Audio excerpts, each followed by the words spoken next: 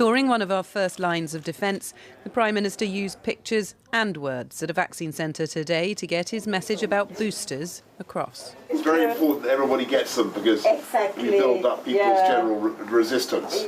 Giving every adult a booster is now government policy in a bid to keep us all protected against any surge of the new Omicron variant, something many are now desperate for.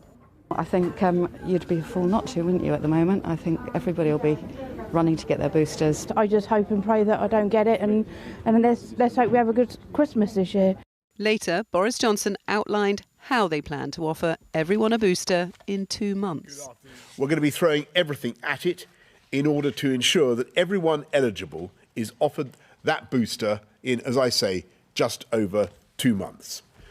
There'll be temporary vaccination centres popping up like Christmas trees, and we'll deploy at least 400 military personnel to assist the efforts of our NHS. It is a mammoth ask for the NHS, which is currently doing around 2.4 million booster jabs a week. It's hoped that will increase to 3.5 million a week.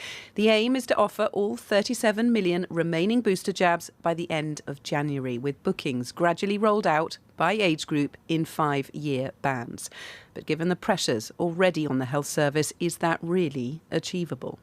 I think we can take great comfort from what the NHS has done over the last year and a half, and certainly what I see across the NHS is a huge number of people pulling out absolutely all the stops to do the right thing for their patients.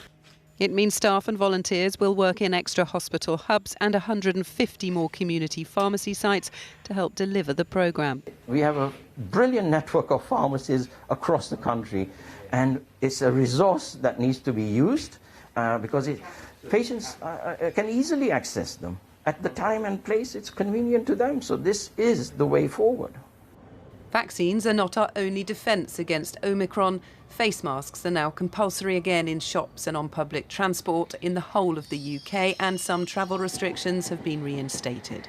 One government health advisor, though, suggested reducing our social contacts could help curb the spread further.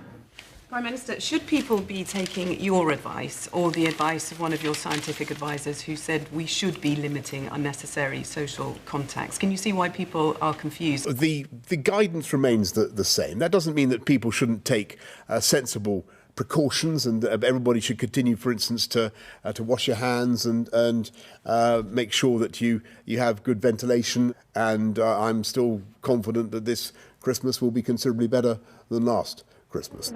To underline that message, he hosted a food and drink fair in Downing Street and told others not to cancel events. In 3 weeks' time, we will no doubt know whether that advice was enough. Emily Morgan, News at 10.